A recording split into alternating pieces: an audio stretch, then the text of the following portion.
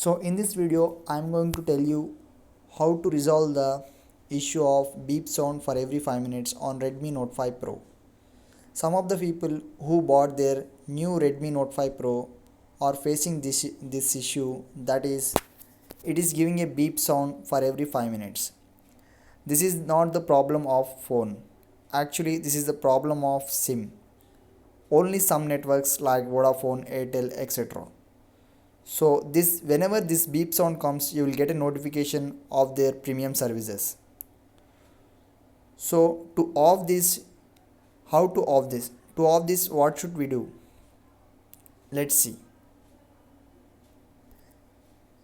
Now go to the SIM Toolkit app. Here you will be shown two SIMs whichever you inserted. So here I am getting the notification of Vodafone services. So click on the Vodafone services and then click on flash. Here it shows activation. Click on the activation and then click on deactivate.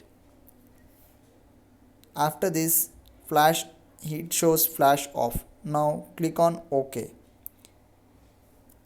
Then it is now deactivated. Now you will not get any more notifications like that.